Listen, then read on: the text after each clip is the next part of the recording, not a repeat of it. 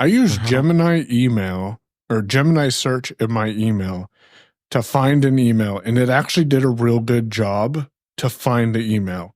The problem is I started at gemini.google.com and Gemini said, "I'm sorry, I can't do that for you." I'm like, "What do you mean you can't do that for me?" And it said, "I can't search your email for you."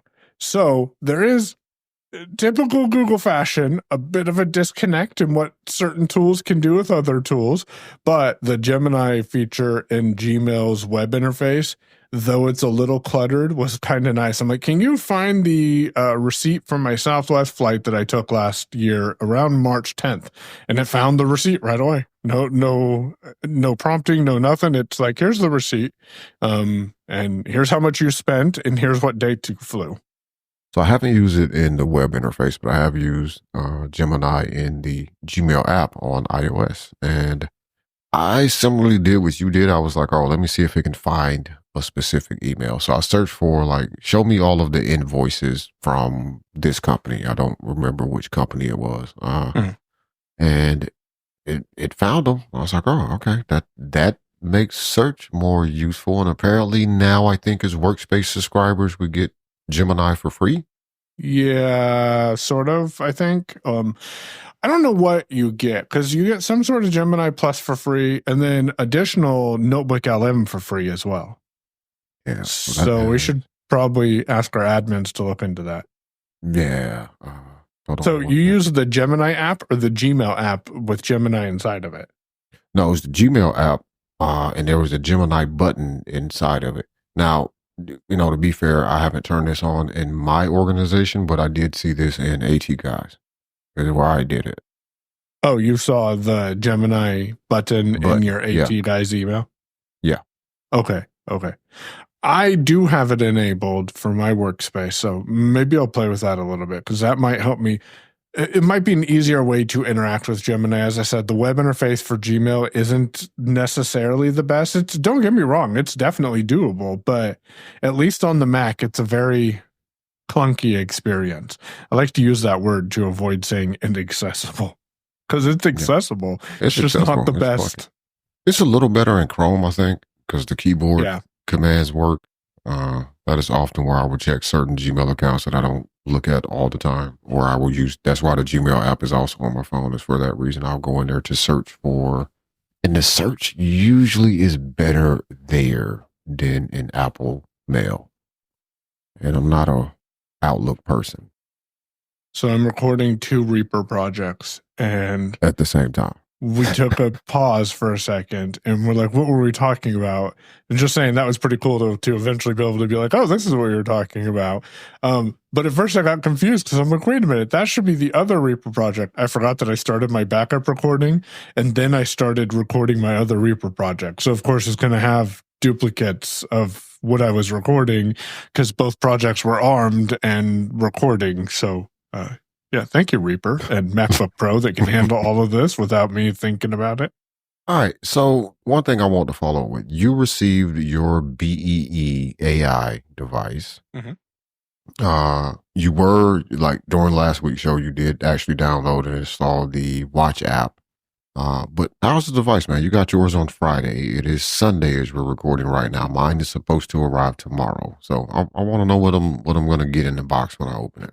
So what you're going to get in the box is 2 rubber, think of them like, remember those leather, like, friendship bracelets that were around in the early 90s, late 80s? I don't know if you've ever seen those or not, but that's what it reminds me of. It's a silicone band that goes around your wrist.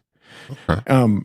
It has a little peg in it that you put in the hole, and that's how you adjust the size. And they have one for smaller wrists and then one for larger wrists. On one side of the band is a rectangle opening, and that's where the B device goes. And it's already in one of the bands, and it took me a little bit to figure this out. But you just push the B device out of the band, and then you can push it back into the other band if you want to change the band at all. It also comes with a clip. And so this is a silicone vertical clip that you can put the B device in on one side, and then the other side it has like a belt clip that can go on a shirt pocket or something. The B device is a rounded rectangle. I guess you could probably describe that as an oval, and it has a single button on it.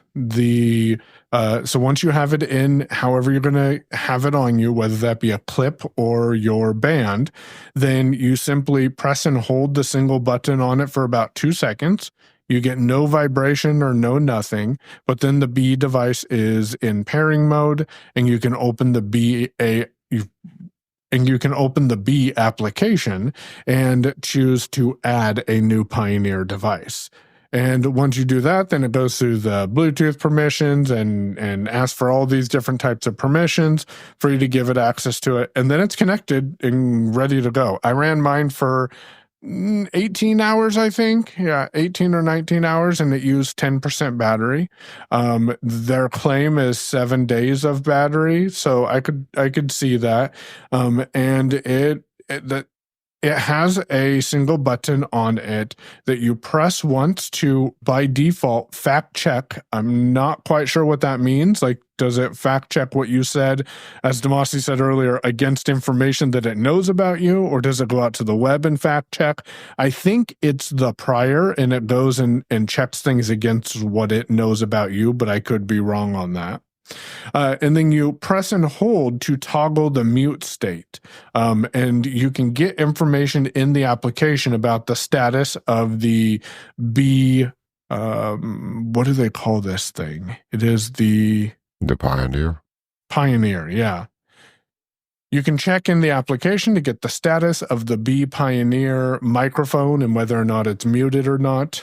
And for those who may have missed last week's show, the B concept is that it will provide you a summary of conversations that you have.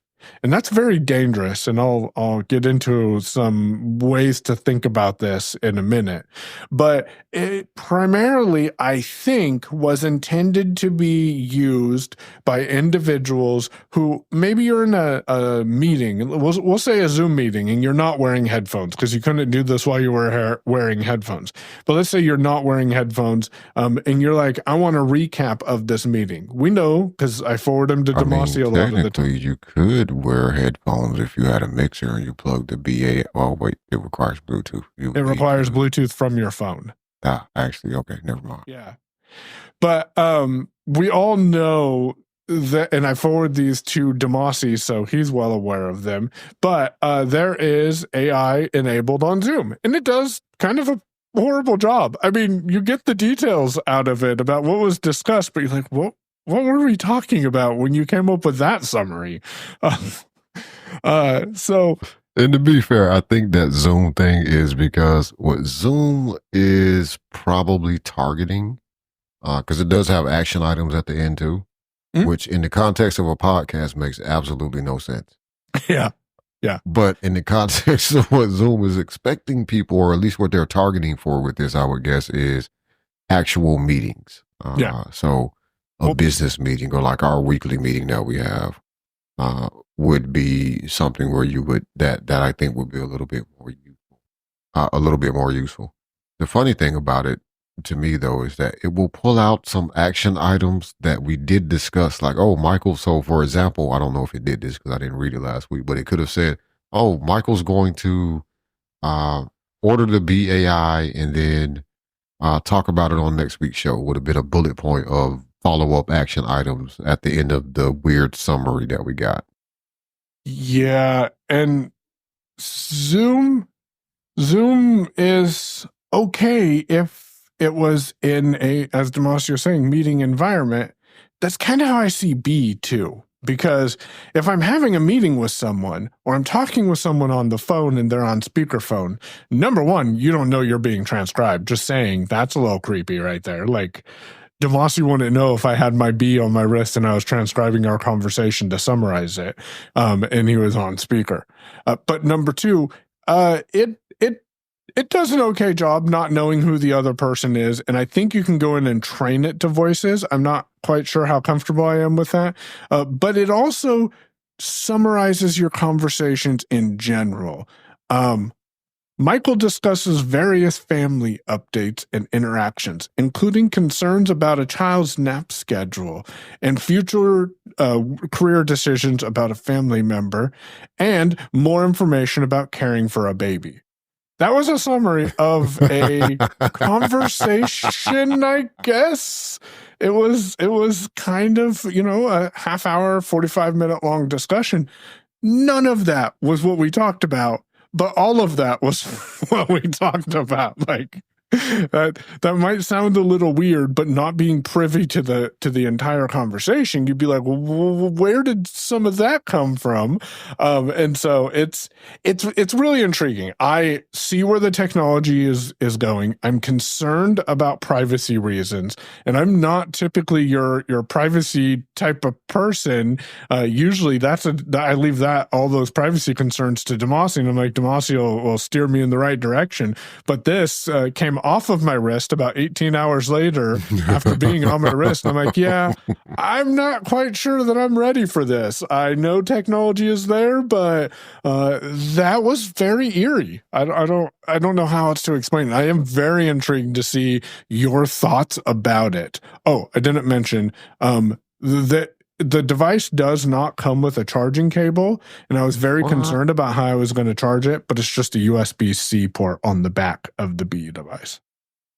So just to back up for a second, I want to, because you did share that last transcript that you mentioned with me, and my thoughts when I looked at it was, oh, okay, so this is weird. This probably was a rather lengthy, roundabout conversation.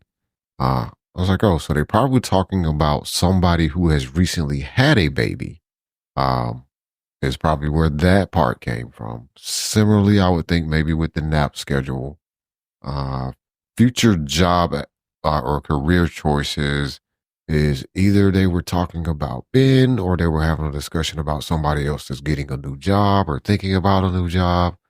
But again, like you said, not being privy to the conversation, it does look very disjointed. It's like, wow, what in the...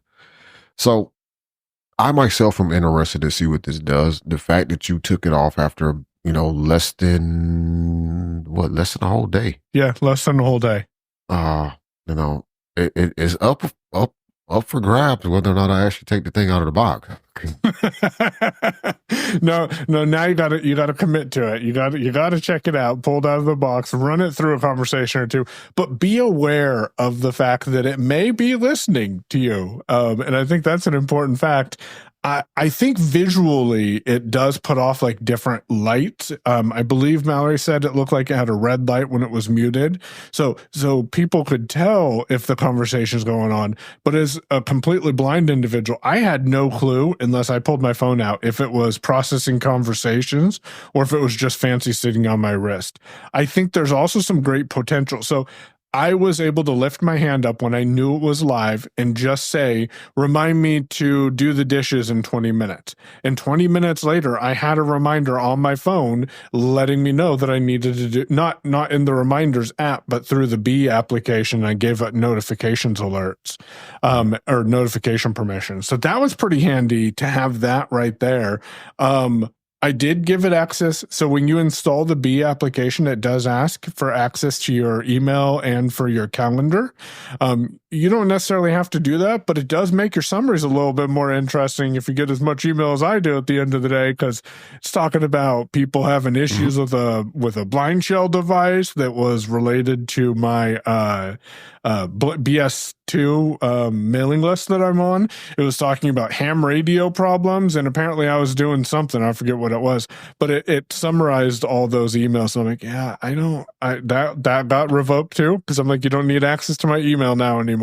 I played with you for about a day, but a podcaster you and I both listen to brings up a good point about this, and it is, what's the legality of this? Because it could be very unobtrusive. You could clip that on the inside of your shirt pocket, and all of a sudden, no one even knows you have it. Just looks like you have a clip on your shirt pocket. Yeah, I think the problems I see with it legally is like you said, the whole phone conversations thing. Like you could very easily surreptitiously record people. Now there are other ways to do this as well. I mean, you could, not so much face to face in person, but definitely on a phone call. I mean, Yeah. you know, we both probably have, with the knowledge of somebody else, not saying we surreptitiously did this, but we both have, even if it was just for testing purposes, connected our phones to the Vocaster over Yep. Bluetooth and recorded the audio or something like that, or plugged the phone into a board and recorded the audio, right? And recorded a phone call. So there are other ways to do this, but this device, and the thing that I'm not going to say concerned because I don't have to use it. Mhm. But I'm a little confused because I don't really see any information about where the transcripts are going. Like if it was doing a combination of, if Apple introduced this feature, it would be on device and probably they may integrate Whisper, but Whisper can be run locally. But it makes me wonder, like, where is that audio actually going to be processed for these transcripts? But stepping away from concerns about legality of the device, because again, I do feel like it's more of a personal sort of device than meant to be a, hey, capture all of my conversations that happen in the world and then give me a summary. Like I do, like my example, I think I may have given it last week in the show. If not, it was when me and you were talking, but like I'm out at a location and I need to remember to do something. It was interesting to me. It is interesting to me for the fact that I could just bring it up and say, hey, I'm at this machine, XYZ. Remind me to bring this back and also remind me to do, blah, blah, blah, right? And I'm not pulling out a phone. I'm not fiddling with a watch that I can't find. So I'm not fiddling with a watch at all because I can't find it still. But I have never had luck with the raise to speak to Mhm. Siri on the watch at all, ever, with any watch that I've had since they've introduced that feature.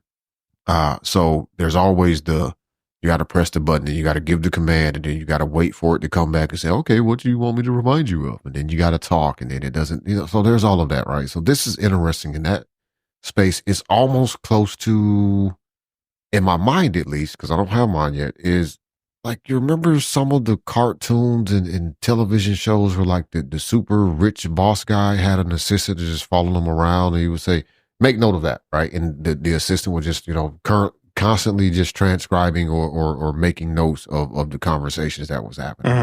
Mhm. I kind of see this being that sort of device. Me and you talked about it a little bit earlier, so I want to make sure we cover it in the show for people listening, with some of your ideas about the lack of accessibility with the app. And I'll say it's inaccessible, but just accessibility issues that you have come across with the application itself as well as the device. You want some explanations of those? I just want you to go through Yeah. them because I Oh, don't think, I mean, you mentioned like some of the unlabeled buttons last week, but yeah. specifically your ideas about the inaccessibility of the physical device and those Yeah. things there. So I would say my biggest thing is pressing and holding the action button on the B Pioneer doesn't give me any sort of haptic feedback, or way to tell the mute status of the device and whether or not I just muted it or unmuted it. I think that'd make a huge impact on the accessibility of knowing and being aware of when it is that you're processing audio. Also, in the app, there are a couple of unlabeled buttons, I think 4 of them, which incidentally, I believe, coincide with the 4 buttons across the bottom of the screen that are actually labeled. So I think they're just duplicate buttons. I could be wrong, and I did not go poke through some of them. It did give me, with those buttons, the ability to go in and check out some of my to-dos if I had to-dos that it processed and interpreted that I needed to do, which that brings a whole moral question. Do I want to let the AI tell me what out of my day is important enough to take note and go do to do for that specific thing? Yes and no. Again, if I knew where the data was being processed, I dropped the privacy policy into ChatGPT and asked if it could tell me where the audio was being processed, and ChatGPT said it couldn't specifically find any information related to that. So that has me a little concerned. Wish I had a little bit more details about that. I am going in and deleting my account, and hopefully they'll actually delete everything like I anticipate they will. But that deletion process does look pretty simple. The other accessibility thing that I think would be beneficial to me as a user is if the B device is charging, it does give the charge status.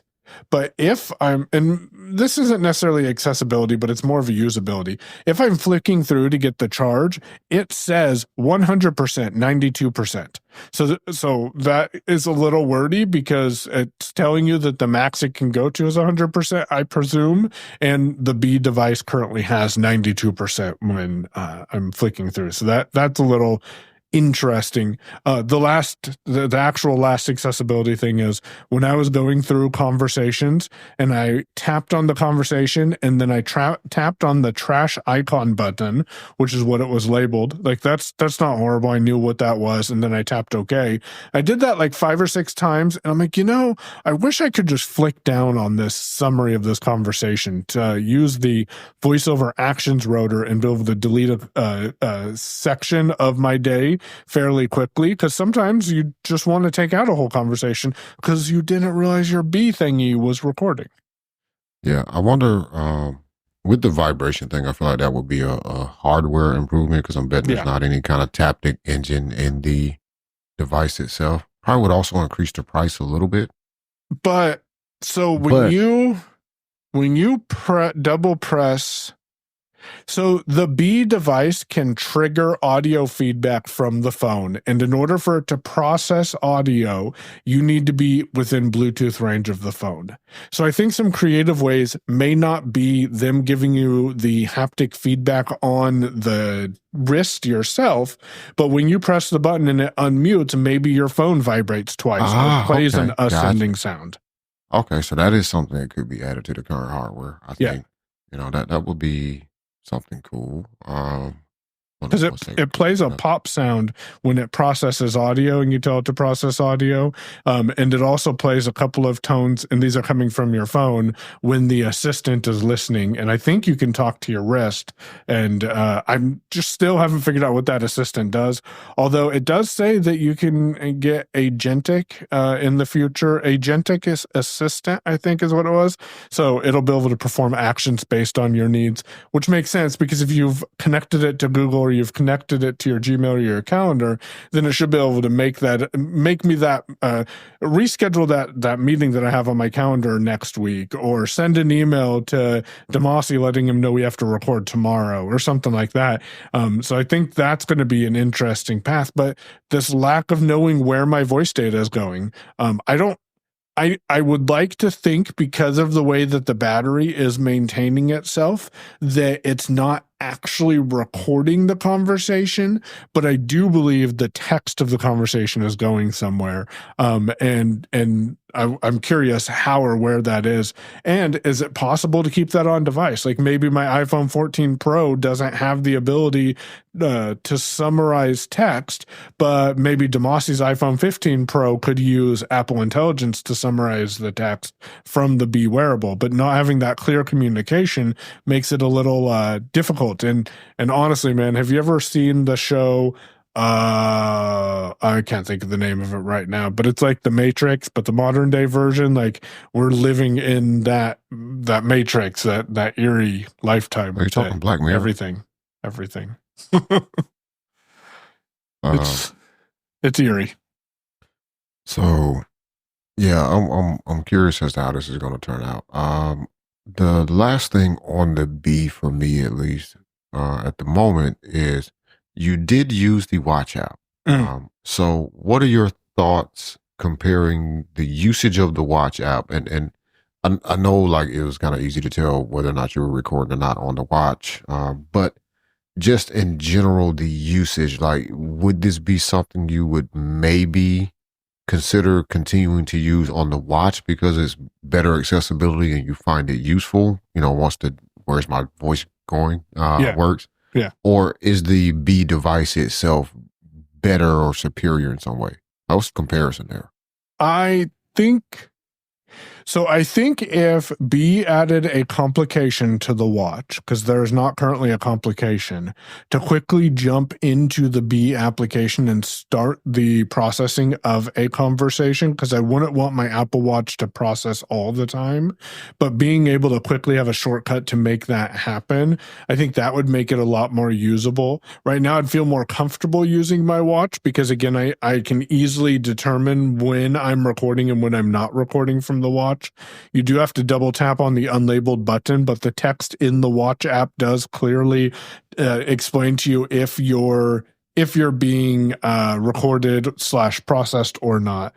And then I don't know. I'm torn because I like the convenience of just having a dedicated device on my wrist that if I knew fully that I was processing or not processing, and if I'm not processing and I'm going to my sister's house, for example, later this week, and she tells me something that I know I'm going to forget, I think it would be convenient to just press and hold a button, say, okay, what was that? Tell me again. She tells me, I press and hold the button again. It processes that conversation and then reminds me when I get home. I think that is a great use of the technology. I think, based on the lots of questions I got when I was wearing it, people might be like, what is that? But it is small enough that I think it could easily blend in. It also could easily be covered up if you wore long sleeve shirts as well. So to answer your question, I am going to be more likely to use the Apple Watch because I feel like it gives me more control, whereas the B Pioneer is a great tool that I think in the near future it'll be it might have enough accessibility features to make it more convenient for me, but it also comes down to do you trust that the status of the microphone is what it is when you think it is? I tend to have faith in the fact that Apple's app engineers, and maybe I shouldn't have this faith, have done some thorough testing on the Apple Watch app to know that B is not capturing audio and displaying that you're muted or vice versa. But still, right now, I have no control over knowing, is this on? Is this off? And are you actually honoring the current state of the device? Right. I mean, I do know when it starts summarizing conversations that you're like, wait, how did you hear that? Right. And I mean, nobody wants to go in your pocket. The whole idea is not to have to go for the phone, right? As someone that has been in past years and it still continues to be in some ways frustrations with the Apple Watch. And I would imagine for Wear OS users and Android, similarly, where there's a thing on my wrist that's supposed to make this a little bit easier to do stuff and not have to go for the phone all the time. And a lot of times you still find yourself in those situations with the watch.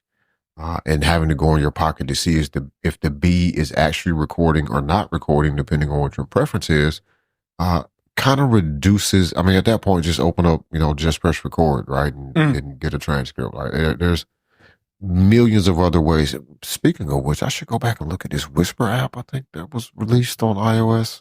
Yeah. There was a Whisper app released on it. There's also a cool fancy shortcut that uses Mac Whisper to do transcriptions for you. I don't know the length limitations, but you're right. Like, just open JPR, get the transcript, and go drop that into something like Olama or ChatGPT. I guess I still don't know where ChatGPT stuff's going, but at least I know that I'm giving that data to ChatGPT / OpenAI. Yeah. When I use it. At least with OpenAI, you can go into your settings and I think ask it not to use your data for training. I believe it's an opt out, not an opt in.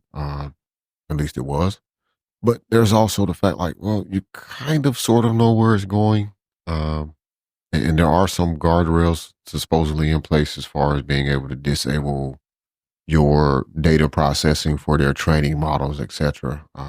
something like Mac Whisper is super easy just because it's running locally on the Mac. It's not going to the cloud anywhere. Yes. Yeah, that's handy. Another thing that B could do, and I'm going to use ChatGPT to write an email that I'm going to, based on the transcript of this show, that I'm going to send over to the B.computer people.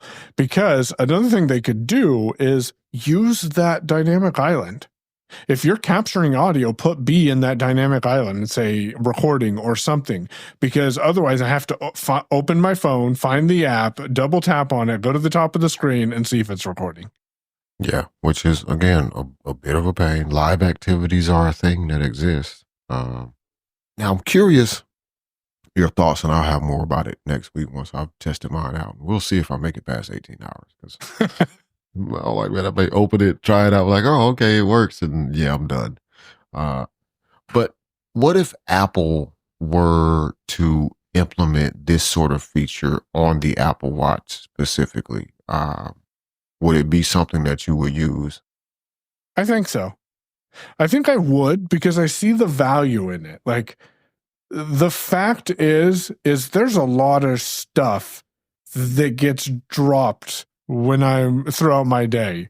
And frankly, I didn't realize it until I started looking at a transcript of my day or a summary of the transcript of my day. I'm like, oh, I already forgot to do that. I should go back and do that. And that tells me that there's a lot of stuff that gets dropped on a regular basis. I think Apple would be able to, conveniently and securely give me the information I needed. I really think that Apple could do something with their journal app and keep this all secure. And honestly, I feel maybe I shouldn't, and maybe this is a philosophical conversation. Maybe we've given too much trust to Apple, but I feel like I can trust Apple with the information that I give them, that's not going to leave my device. But Apple's really pushed to express their expectations of privacy when you use Apple devices. Yeah, and they've proven it in a couple of different ways at this point. Like, there's, everybody makes mistakes, and I feel like any company, just like any person, is entitled to mistakes. But generally, I feel like with Apple, they have proven it by the fact that they continue to the best of their ability, encrypt your data so that even they can't see it, even though it's living on or passing through their servers. I think that is because that's an extra step that they don't have to take. They have released a few white papers, some of which I've glanced at over the years, about how they built a specific feature, which gives, the public knowledge into what they're doing, which is very un-Apple in some ways. I would be interested in a feature like this. Give a plug to Double Tap on air, because I listened to a couple of those episodes the other day while I was packing up product to go for a location. And I'm going to forget the name of Marco Flalo's new show, Your Tech Report, I think. Yep. So this was a conversation, I think, that was originally on his show, and they played. No, it wasn't. Marco Flalo was just in their show for a second on Double Tap. But plug his show anyway, because he does have a new show, and it's on Sirius XM. So guy doesn't do anything small, does he? Right. But they were talking about, and Mark mentioned, he said, I wrote an email back around 2008-ish, 2008, 2009 to Steve Jobs. He said, I still have this email. Now, I personally have never written this email, but I feel like I've had this conversation, at least with Michael, if it has not made it onto a podcast, about the ability to have my phone, or, my phone in combination at this point with, the watch or the AirPods, but my phone, because the phone is always going to be with me. Haven't lost that. But my phone should be able to be that constant assistant, right? And all of my data is stored on the device, right? That's the one benefit of a phone, is all the data should be able to be there. I feel like Apple's chips are powerful enough to do transcription, even if it's in the background, like it's processing my audio in the background, and I can tell it, hey, discard that conversation at some point. But it's all on device anyway, so it's not a huge deal. I could say, hey, phone, stop listening, to just disable that. But you know where I am, you know what I'm doing. You can look at my calendar, you can look at emails. So if an urgent email comes in from someone, like just tell me about it, right? Like you know where I'm at. If you can't say it out loud, say it in the earbud. If you can't, just give me an alert to make sure I see it. But if it's not really urgent, even though that person is a VIP, but they're just forwarding me a transcript from Zoom, like I don't really need the notification of that VIP notification that you sent because that person sent me a email. Similarly, if I'm running late, like, hey, I'm at this current location right now, and on my calendar is a weekly podcast recording with Mike, and you know, it's no way possible for me to make it from where I'm at to my house in time for us to record at that time. Just send Mike a message and say, hey, I'm running late. Do you want to reschedule for tomorrow, or do you want to just push the recording time back? All right, just go ahead and do that. All right, take care of a lot of that little minutia. And again, keep track of things that I say I'm going to do or people have asked of me throughout the day, because there's a surprising number of stuff that just, like you said, that just falls. Like it just slips right through the cracks because it was said in a conversation. And, 5 minutes later, I'm like, I don't even know why I came in the kitchen. Like I got up, came out of the office, went all the way in the house, and I'm like, I don't even know what I came in the house for. There was a purpose when I got up. I just forgot it because and you'll something remember it else 7 hours later. Oh, that's why I went into the kitchen earlier today. Dang, I was gonna do that. Or you remember 30 minutes later when you like, oh, I was taking trash out and I was gonna get the trash out of the house too. Or I was gonna get my clothes out of the washer and throw them in the dryer. That's what I came here for. Yeah. I realized it the next morning when like, I don't have any socks. Yeah, I think it'll be interesting to see. I mean, this is where AI is going. This type of thing, it may not be the same exact form factor. There may be there will be improvements to it, but I think this type of thing where AI is going to, I think, simplify our lives in a lot of ways, but I think we as humans are going to need to give up a little bit of that control to the AI. And I'd like to say that I'm comfortable with that, but I realized this week I am not quite as comfortable with that as I thought I was going to be. Well, I think a large part of that too comes down to the source of, who are you giving that control up to? I would be much more comfortable with, well, not today, but obviously at some point in the future, with Apple's models on device saying, hey, here's a summary of your day. And I have scheduled this meeting for you. And I have also added to your reminders list or your to-do list or whatever app you're using, added to your to-do list. These things, this is due Friday because you need to get that done because the deadline for it is Monday. And then these things have just been pushed out, a couple of weeks because I also see that you have several meetings next week. I'd be comfortable with Apple doing that. I would honestly, to a certain extent, I would be okay with Google doing it. I think. Yeah. Would you want it to have to be on device, like processed with Tensor, or would you be okay with Google, because of all of Google's cloud services being in the cloud, sending that off somewhere else to get it processed? I think if Google were to, so I would prefer what could be done on device be done on device. But similar to Apple, if Google were to build, and I feel like Google probably is working on this or should be, and if they haven't, they should have started when Apple released their thing. But some of Apple's intelligent stuff at some point will go through their private compute cloud. And the way that is built, like it essentially, I'm going to really dumb this down because one, I don't remember all the details, and two, it'll make the point. It's basically like they're spinning up a Linode just for that conversation that you're having. Right. And then when you're, or to process the data to give you back the answers that you need. And when that conversation is over, they shut down that Linode, which completely destroys it. So like everything is gone. Similarly to kind of what ExpressVPN used to do. I'm not sure if they still do this, right? But when you will make a connection through ExpressVPN, they would essentially spin up a microservice that acted as a VPN for you and let you pop out on the internet in the location that you want it to be. And when you were done, they would scrub that from memory because they were just running everything in RAM. If Google were doing something like that, I would be okay. Or if Google's policy said that, okay, here's the status of how this works, yeah, I would be okay with it going off to the cloud because I think Google has, the thing with Google, they have a lot of cloud compute. already. Like they don't have to go build a lot of data centers, which Apple is having to do. But the other thing, it really doesn't serve Google well, especially for me, and you and others like us who are paying Google money. It really doesn't serve you well to screw me over with data management or data processing and selling my stuff out the back door or anything like that, because I'm a paying customer and you'll lose my business and lose my business forever.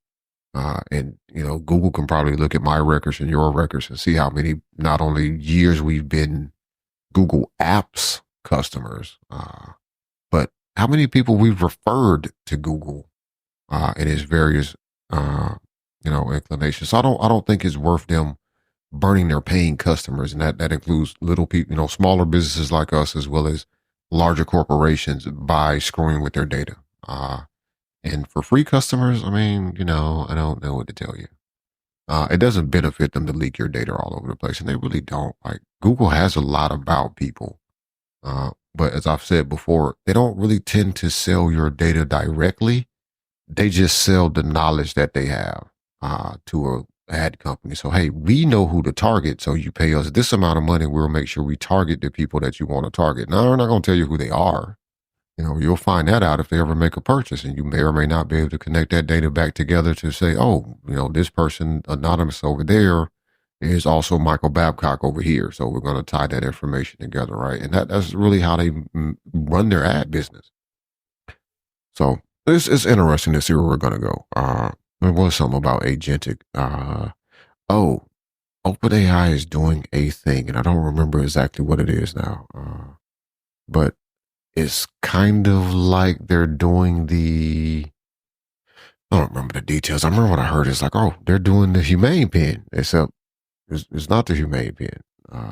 Somebody had made a device. I'm like, oh, that sounds just like the humane pen, except this is, a year later. Was it Plod? I think that is what it was. Yeah. Yeah. That's also triple the price of the B AI, but they may be a little bit more transparent about their privacy. Yeah, I think, is that the one that you have to like stick to the side of your head though? Oh no, that's a different one. I don't know which one that one is. Like I know which one that one is because Leo ordered it, but I don't. You don't know the name of it. I don't remember the name of it either. But it's like, nope, that is definitely not a thing I'm interested in. Sticking something to the side of my head, like that's not about to happen. So Damashe will follow up next week and let us know how, if at all, he used his B AI pen, and maybe we'll have giveaways. Oh.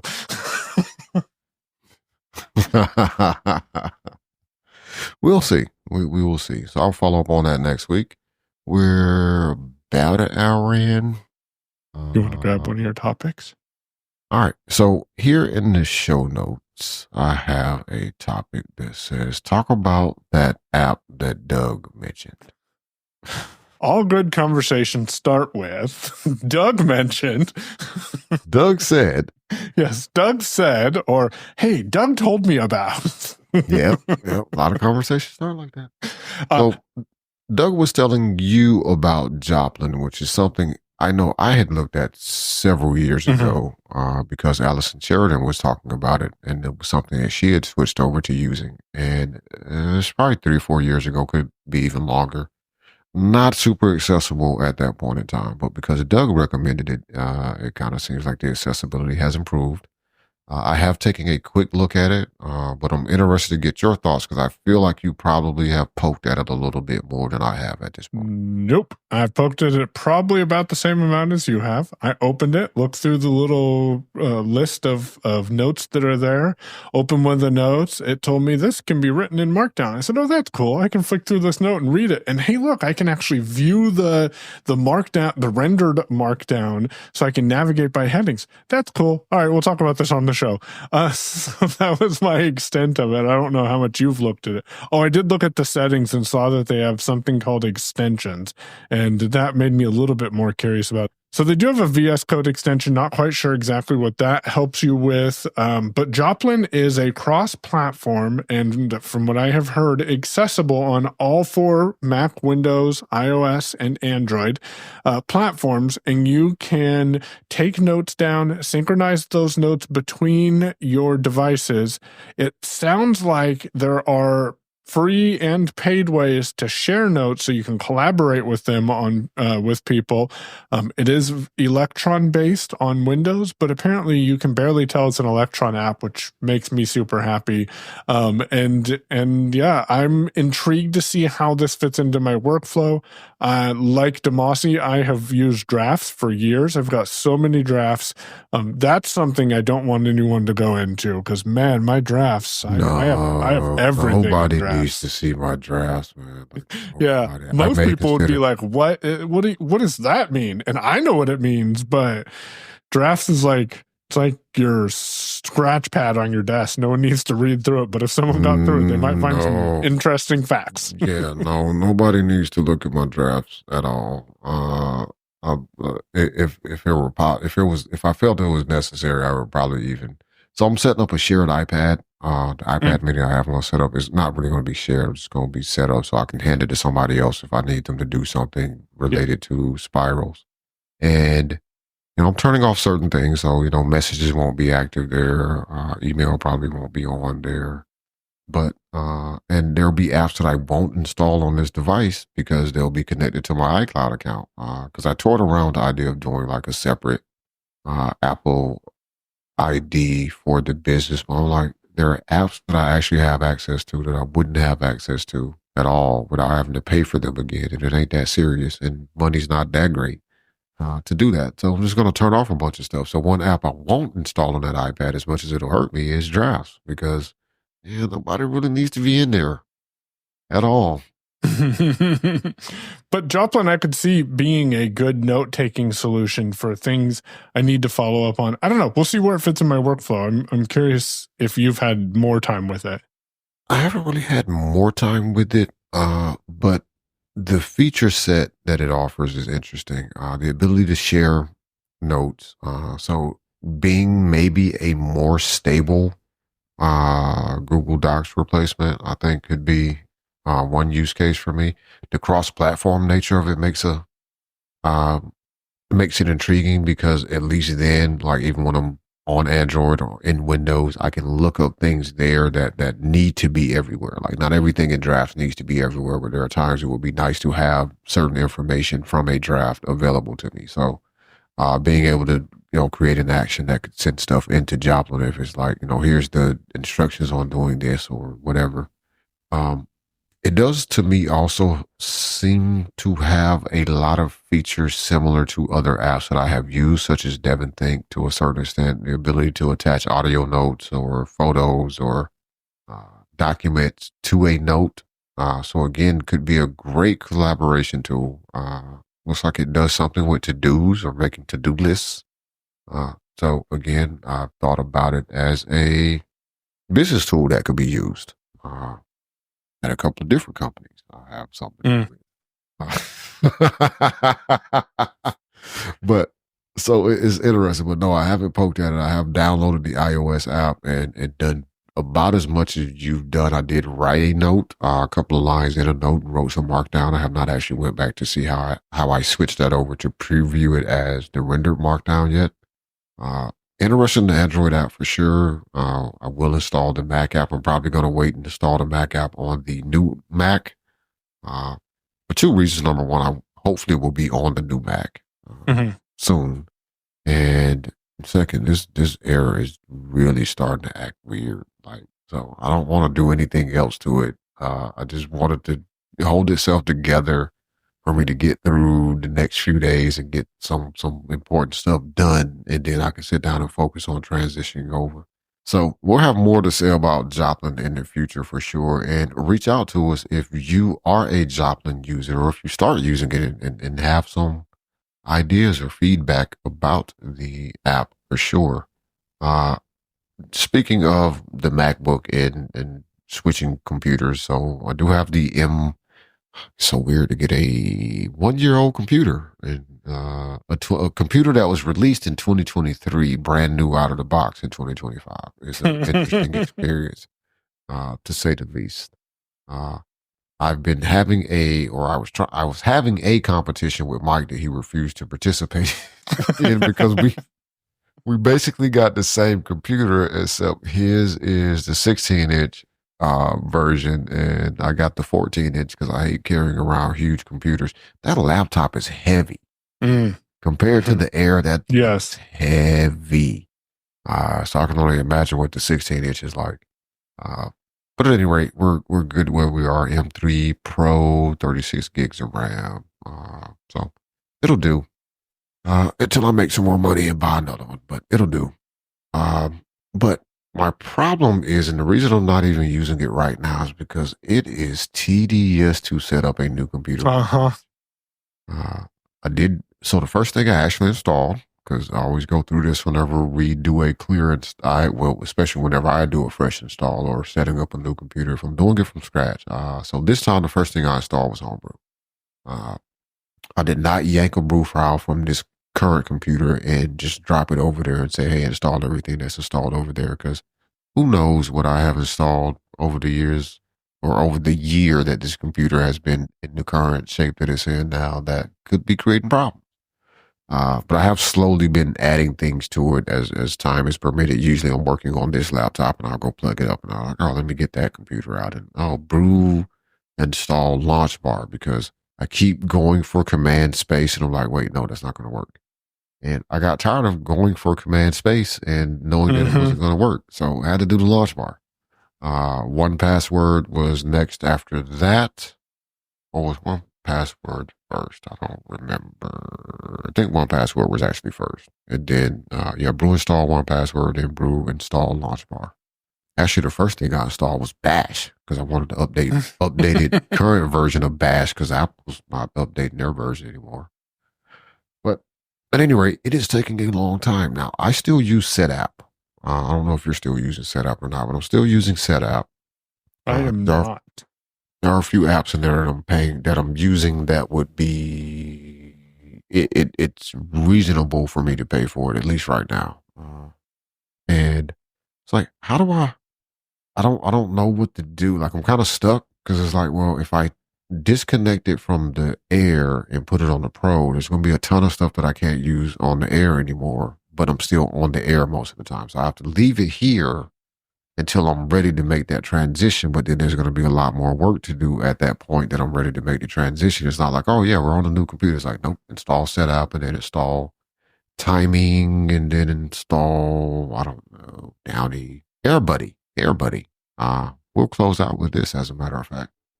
So, one of the apps that I do, and I do actually have a license for this, so I don't have to have set out for it, but AirBuddy is an app that I would like to let everybody know about. It's pretty cool. If you're on the Mac and you are, especially if you use Apple's earbuds or AirPods or Beats, Bluetooth earbuds, super cool app because I have a shortcut set up on the MacBook Air right now that whichever earbuds I have in, if I hit, Control Shift equals, it will just connect to the nearest, earbud. So it'll connect to the AirPods or to the Beats, depending on what I have in my ear. And then when I get ready to disconnect, Control Shift Command equals will disconnect the headphones. And that allows me to easily go in and set it to never automatically connect my AirPods or my Beats to the Mac because usually that's not what I want. But when I want to use the Bluetooth earbuds with the computer, it's very easy to connect to them and disconnect from them. Because there have been plenty of times where I have been listening to something or on a phone call on the phone, and then I open up the Mac, I start typing, and the next thing I know, the Mac audio is coming out of the earbuds, and the phone call is in my pocket or wherever my phone is. So AirBuddy is a pretty cool app. It can run in the background, doesn't really get in the way. There's some other settings you can do with it. It has shortcut support, but it's mainly for managing and it also allows you to adjust the mode that your AirPods and Beats connect in. So whether you want just audio, music playing, meeting mode, I think, which activates the microphones for use and will, I think, turn on what is it called? Not silent mode, noise canceling. Oh. Whereas the music only mode, I think it does not activate the microphones on the Beat on the earbuds, so you get a higher. I think it can push higher quality audio if your microphones are not active. I don't. Well, I mean, look, I just use it for the shortcuts to connect and disconnect. But last time, I remember, it was about $5, one time purchase. So you don't have to go through setup to get it. I just happen to be using the setup version because setup is already on the computer. But pretty cool app.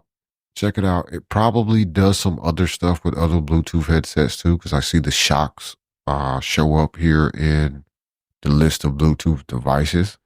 I just haven't messed with it enough because I really just started using it a few weeks ago because I was like, oh, when I take the laptop, this is easier to connect to the earbuds I'm probably going to have with me anyway, as opposed to, oh crap, I forgot the wired earphones, or go into settings and say connect these AirPods, because I hate that automatic connection thing. Don't ever automatically connect it. Don't do the intelligent switching because it's not that intelligent. It's not intelligent. Hey, there's my timing summary for the week. Hey, the week's not over. I mean, it's kind of weird to get an email that says, here's your timing summary, but the week's not over with yet. So how can you summarize my week?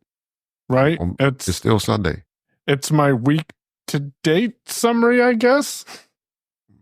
Yeah, that should kind of show up on a Monday morning. But anyway, reach out to us if you have thoughts, especially about Joplin. We're still planning to do our smart home conversation, which I think is probably going to end up spreading out over several shows, but we'll do a deep dive kind of into what we're using or thinking of using. I got complaints about some stuff for sure. How's that lock holding up for you? Yeah, so like I said, I got some complaints about stuff that I bought. Surprisingly, the cheaper overall, well, we'll get into it. But check out Aqara stuff. Aqara stuff is really nice, and I have not had any problems with the Aqara stuff that I'm using at all. Did you know they make smart locks too? Yeah, I have. Oh yeah, you have that one. Yeah. They also have an indoor lock, which is similar. Well, not similar, but sort of like the same one I have on the office door here. But theirs, I think, had a touch keypad on it. Which I didn't want. But maybe I should have bought it anyway because... Tune in next week. Tune in for the show. And to a listener that reached out to us with some feedback about smart home stuff, we will incorporate that. And you'll get a reply from me eventually. I just haven't replied, but I will. Thanks for listening. We want to thank everybody that listens to us every week. We truly appreciate it. Tell a friend about the show. The behind the curtain thing I was talking about last week. We're going to get to that. This had to be a shorter show, and that's going to be a longer conversation, even though this really turned out to be all that short. Yeah, well, I mean, it was like 60 about an minutes. Hour. Yeah. We'll spend behind the curtain time next week, like I spent B time this week. If only there was this thing we could have on our wrists to remind us what we're supposed to talk about next week. Like, could you add this to the Zoom will remind us. Oh yeah, there'll be the bullet points. So hold on, let me. So I will be discussing next week, pulling back the curtain and revealing a few things and what's been going on over here with me. So stay tuned for that for sure. That will absolutely come next week. Well, I don't say absolutely. I won't guarantee it, but that's the plan. Yes. Things could change, but that is the plan. We'll see how long Damashe talks about being next week. Yeah. Like, I took it off after they summarized something it wasn't supposed to hear. It's all over. It's probably going to be how that goes. To our tip jar subscribers, we truly appreciate you because you choose to spend some amount of your money with us on a recurring basis. So thank you very much for that. Tip jar subscribers, as well as everyone else, can get in touch with us by sending an email to feedback@technicallyworking.show.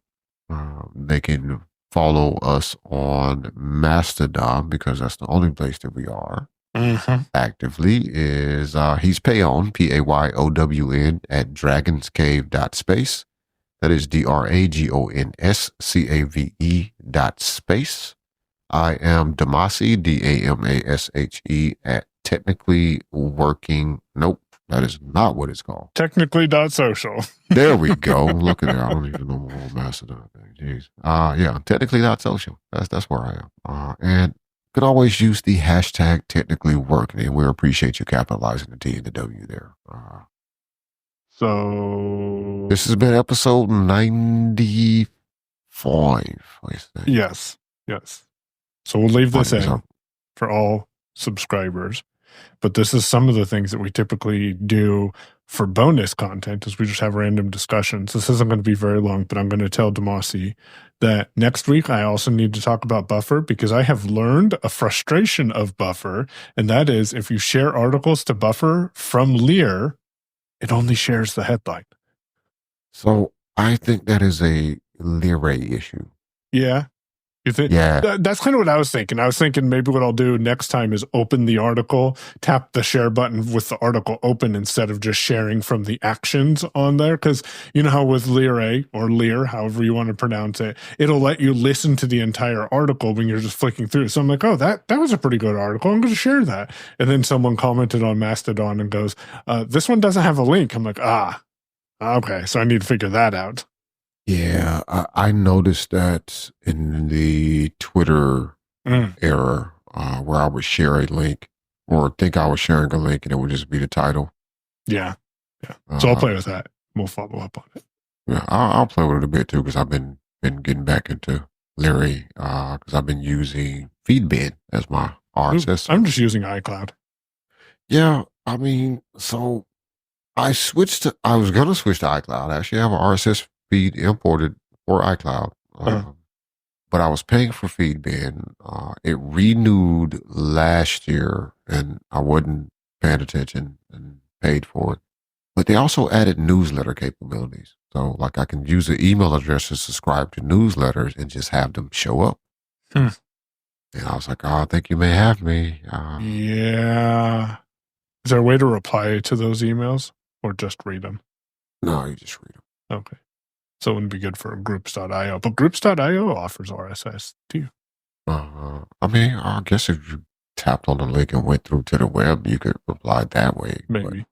Not like a I'm going to hit reply because this was an email thing. No. Yeah, I'm going to hit reply my like RSS reader. Then who knows where that data goes? Yeah, right. But yeah, so that's why I'm still using Feedbin. And I've also gone in and had previously gone in and like customized with a few search filters to remove certain articles from some feeds. Like I don't want to see podcasts short link or linked posts on 6 colors, so I would take those out. There's a security blog I follow where the guy does like a weird thing on Fridays about squids and different, which is just kind of like a weird, hey, here's some weird stuff I was thinking about. I filter those out so I don't see those in the feed. Things like that. So I've stuck with Feedbin, but iCloud is great. And if they would have added the iCloud feature in Lyra before Feed Wrangler went away, then I would have just stuck with iCloud. But that didn't exist, and I had to go to Feedbin, and now I'm just kind of stuck. Well, Feedbin also gives you the I want to switch to Android, doesn't it? If you found an Android RSS app that that would also work on Android. Yeah, it would work cross-platform because it is they actually have an app. I haven't looked at their app. I should look at their app on Android actually. Feedback at technicallyworking.show if you have any comments on good RSS readers for Android. Yeah, we're interested for reasons. Yes. Mike switching back to Android. Ha ha ha. Some of us have newer reasons than others. Yeah. Mike switching back to Android. So he's looking for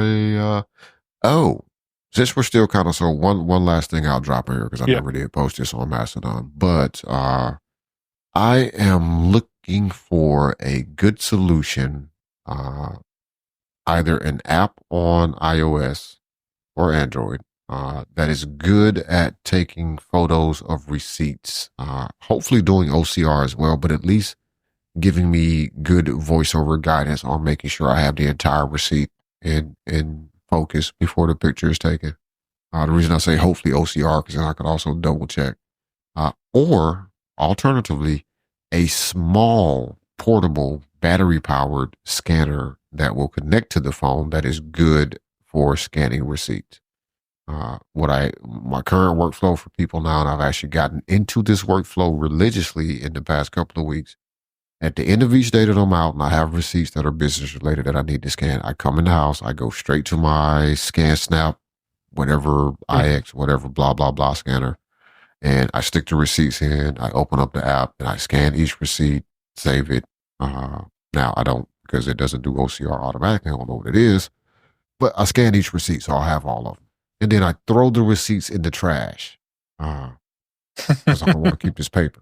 So that's why I'm looking for something not just like, oh, you can do this in Notes, but Notes isn't really going to guide me as to did it get the whole receipt. There's a lot of other apps that are easy to use, but don't give me that guidance of did it get the whole receipt. And I don't have time to screw with it. Like, oh, let me OCR. That wasn't good. Okay, let me scan it again. No, I just want to do it when it comes in, because then I can make sure I have the full receipt and go ahead and name it, because at the time I got the receipt, I know exactly what it was. I wonder if GPT would be a good solution for this. I haven't tried that actually, because I keep forgetting that it does do that camera photo.